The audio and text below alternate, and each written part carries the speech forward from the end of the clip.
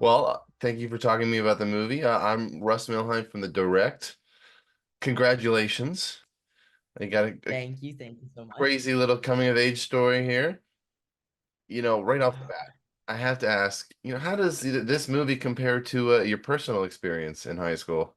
Is it anywhere close to anything you ever encountered? I mean, it's a bit difficult to say if it's like super close to it since I've been acting ever since I was 4 years old. So most of my school life has been sort of, online and not really like, the traditional sense of what normal people go through high school.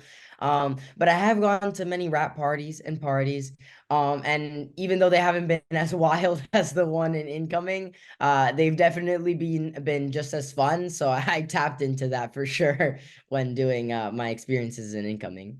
So with your experiences, like with, schooling being very different than say the general experience for a lot of people, how did you go to trying to make sure that what you were portraying on screen was really relatable to, everyone else, even though maybe you yourself have not really been through those circumstances too often?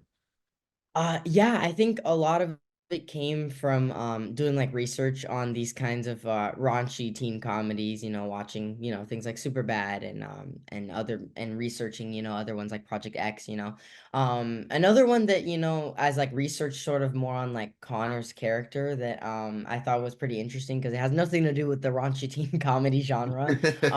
But I watched Goodfellas, primarily because I wanted to see Joe Pesci's, rendition of, the small, angry, frustrated dude. So I really wanted to see if I could take inspiration from that. And I think you see a bit of it in my role. Obviously, I put my own twist on Connor, but I wanted to do some research on others that have played that similar short, angry guy role. So that, I could do justice to the sort of genre that we're in. We talked about the crazy party, but ironically, your character doesn't actually get to take part in the festivities in the movie. Were you a little Yeah. bummed that you couldn't really participate in all those scenes? Maybe a little bit of fear of missing out for sure. Definitely, I was us four boys. We were really, we really clicked together. So, we had some scenes together, but obviously it was a bit like sad that like we weren't together for the whole movie. And definitely, I was talking with the other two boys that were at the party, Mason and Bardia, and they were like sometimes they're like, oh my God, we shot the fight scene and everything, and it was so cool and everything. So it was a bit of the fear of missing out, but then obviously with our storyline and the crazy things we do there, they were like, "Oh my God, how did the car scene go?" and everything. And it's like, "Oh man, I would have watched the car scene thing." So obviously it was a bit of like both sides of like, "Oh man, this was really cool on this storyline. This was really cool on this storyline." So obviously, if there's like some kind of sequel or something, we flip flop places, and Yeah, so you we get the each party do this time. Uh, exactly. You guys do the car, and I'd go to the party. yeah, I want to, Yeah. yeah, just like you were saying, despite not going to the party, you still had excitement. You still had stuff to do. And so I got to ask about the car scene. What exactly did they use for all that poo? Yeah. So it was like a mixture of peanut butter and like oils and stuff like that. It was I don't like peanut butter. Like I really don't. I don't like peanut butter. Unpopular opinion, Reese's are mid. So yeah, so I definitely for me, like I was just not like obviously thrilled. And it actually helped because the mixture, it really resembled whatever it was supposed to resemble. So obviously it really helped with the acting because sometimes, Ramon and I were just really like, we were in that car for a while, shooting those scenes. So really like it sometimes we didn't even have to act at all. Yeah, it felt too real almost. Exactly. Now, Yeah. maybe it was that scene, but what would you say was the hardest scene for you to film personally?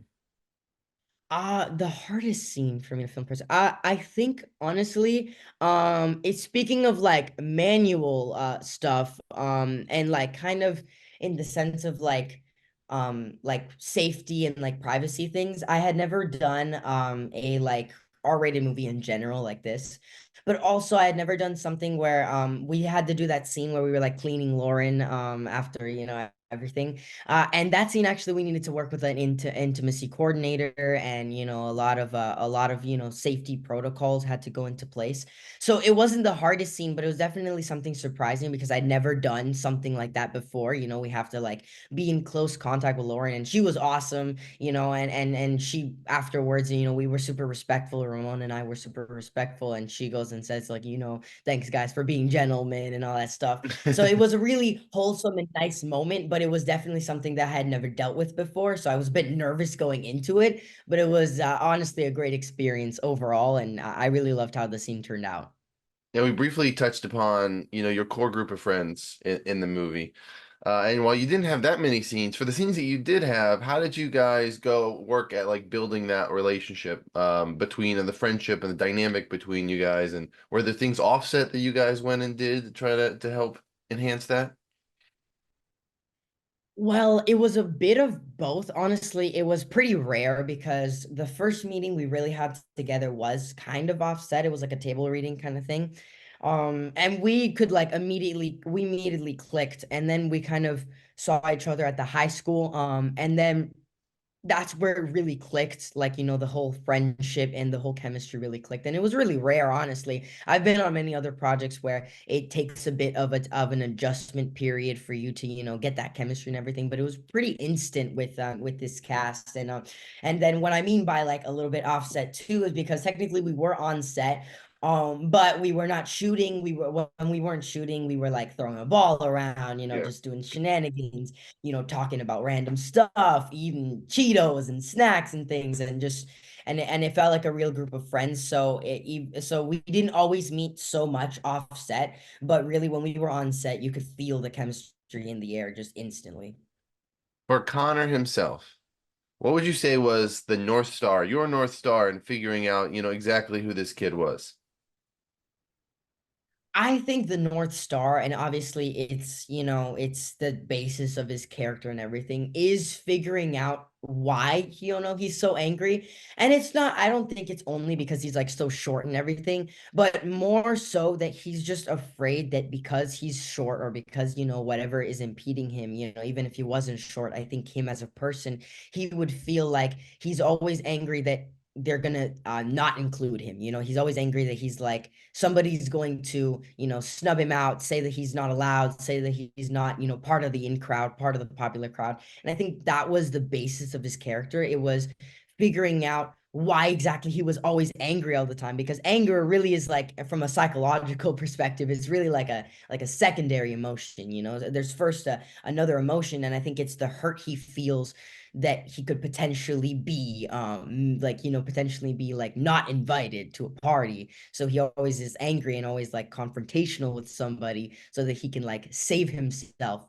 from being hurt from that, you know. So I think that that's kind of the North Star I use for Connor, and the basis of his actions, because he's not always angry, as per like sometimes when I'm in the Tesla, when like we serve, like when the cops don't stop us in Yeah. the Tesla, you know, he smiles and he's actually happy and he's all that stuff. It's because really he's not angry because, you know, people don't people think he's like short and anything. It's because he thinks people don't take him seriously, so he wants to be taken seriously. He wants to be cool. He wants to be, you know, adventurous and wild. So that's, I think, the basis of Connor as a character. What would you say that you relate to the most about Connor? Uh, I think it's definitely as an actor, I believe that, you know, we put a bit of ourselves in every single character that we do, and I think that one thing is for sure is that, like, you know, usually I what my method is that I like tap into like some kind of emotion or some kind of feeling that I once had or something, and then, you know, amplify that into a character, right? So I think as Connor, I mean, it's really relatable. I also hear a bunch of fans, you know, contact me and all this stuff about how relatable it is just to be like angry at the world, and, you know, angry, and especially in high school, you know, as like an angsty teen, you know. So I think the most relatable part of that was just, being angry at, sometimes like bullying or something like that. Or sometimes, I didn't experience exactly the traditional high school or whatever, but experience and maybe bullying or something. But I think that that was something that I, tapped into and I researched into to portray, how it feels to be angry when you're, given the name fetus in in high school, Not a great nickname. Not a great nickname. um, so yeah, yeah, no, not a great nickname. So yeah, definitely I think that was what, I kind of tapped into to become Connor. Now, I'm curious about, with your unique kind of schooling experience, the movie definitely played up Mr., Studebaker as like the really cool teacher. And you didn't have many scenes with him, but just the idea, right, of a really cool teacher. Do you have any notably cool, educators that you've come across in your time? Yeah, for sure. Fun fact, my my mom, she was actually a teacher and she taught me, homeschooled me for a while. She's a Okay. pretty cool teacher. But in my, high school experience, I have had some pretty cool teachers that they have just been chill, they're just like super chill, super cool. And specifically in Studebaker, one thing that I absolutely love about him is that like the reason why he stays at the party, and I think this is just a fun thing as like an acting perspective, is like the reason why he stays at the party is like he can't let go of like he's not in high school anymore. He's not a high school kid anymore. He so desperately wants to turn back time to his high school days that he stays and gets drunk and gets lit on fire and is like, all in pursuit of like going back to the glory days. So just like a shout out to how amazing Bobby Cannavale and the whole character played out. I just thought he was a hilarious gag Yeah. on scene, and I just loved how they played his character. How do you think, for you, how do you think your time on Incoming helped you grow as an actor, and what will those experiences bring to your, next performances in the coming years?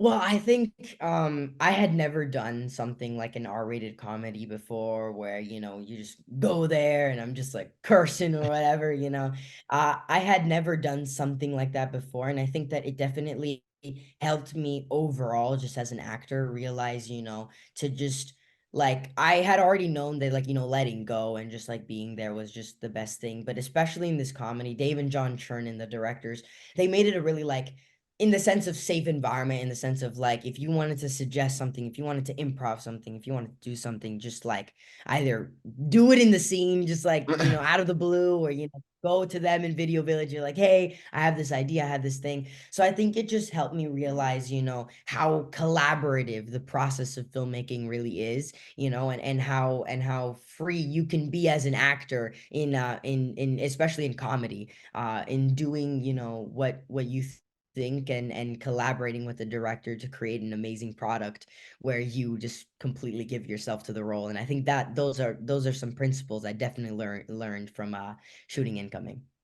So, Incoming 2, when is that? When is that coming around the corner? What's next for Connor? Are we gonna see him next, freshman college? Are we gonna keep it going?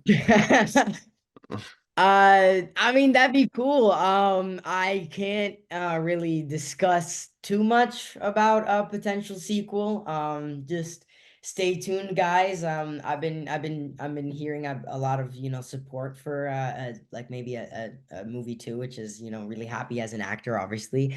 But in terms of Connor, that would be cool. Freshman in college. I mean, I think like the growth of the character of Connor. I think that at this point, in the second movie, I think that since he's learned, I think a lesson in the first movie about how, pushing himself to have a super wild night turned out to, be a really, really wild night, maybe not in the way he wanted it to be, you know. And I think he learned that, pushing himself towards that like edge and feeling like he needs to be, everybody else is having a bunch of fun, so he needs to have fun too. I think he learned a lesson that it's like if he wants to have fun, if he wants to get wild and all that stuff, he can, but he doesn't need to do it because he feels like everybody else is doing it, so I have to do it. I think that he learned that lesson. So maybe in the second one, he'll be a bit potentially tamer, but I think just as angry. Yeah. So uh so yeah. I had to ask about Acapulco, which you were also in. It was actually just renewed for season 4. Yeah. So congrats, you Yeah. get more of the show. Is there Yeah. any word on when Thank cameras you. start rolling for that? When do you get back to work to bring more of it to us? I mean, you know how this works. Yeah. I can't exactly, reveal anything, but I'm really happy that the show got renewed, and I can't reveal too much right now, but just stay tuned, guys. But if you could reveal a little bit, very vaguely, what would you tease about your character? If you even, I don't actually know where they are, in the writing, but Yeah, if you could yeah, yeah. vaguely, what can fans expect in the vaguest Uh, sense? I think I think in terms of the show, fans can probably expect, a similar level of familial comedy. And obviously, in terms of the way that they ended it with Eugenio and Julia, or actually Maximo and Julia, his character, I think that they can, expect a little bit more of a progress in Yeah. season 4. Well, hopefully, Yeah. hopefully we get that sooner rather than later. I'll cross my fingers for next year. Um, Yeah. Now, going forward for you personally as an actor, what is another type of role that you really want to tackle that you have not touched on? Well, yeah, well, two roles definitely come to mind. So number one, this is like more of a specific role. I throughout my entire career, I've always been saying this in a bunch of interviews. I absolutely love the character of Spider-Man, and I would love to play him one day. I feel like I've gotten to know the character so much through the years, through so much, comics, through TV shows, through movies and everything that, I've gotten to understand the character from like an acting perspective. So I'd really love to be able to get to portray him on the screen.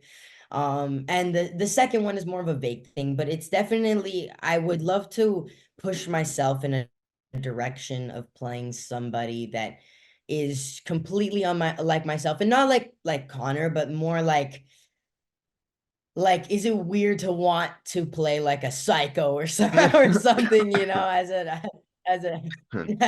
I mean, if you as were an a normal actor, I person, feel like like a not actor, maybe, but you're an actor, so it's perfectly normal. yeah, yeah, yeah. So I just as an actor pushing myself towards playing characters that are just unlike myself, just keep doing it, in different ways, And Connor is one of them, he's like, angry and frustrated and unlike myself. So I feel like playing other characters that, like I don't know, some other character that's, is like super like I said, like something like crazy, like a psychopath or something, or like the Joker or something. I don't know, something like that, But in terms of really pushing myself as an actor, that'd be a great role that I'd love to play. Well, I wish you luck. I could thank you again for talking to me about the movie. Thank you. I'll Yeah. cross my fingers for incoming too. You got to get those college years in Yeah. there. But if you're looking for something else that I'm gonna be in, I don't know if you've heard about The Wild Robot on I by have. I'm very DreamWorks. excited for it. I'm actually going to be in that movie as a character named Peck, and you may have not even recognized me if you're gonna watch it because I put a voice unlike my own. Oh, So stay tuned for that. interesting. I Yeah. will. I mean, I'm very excited for it. It looks great. I've seen like preview footage a few times now.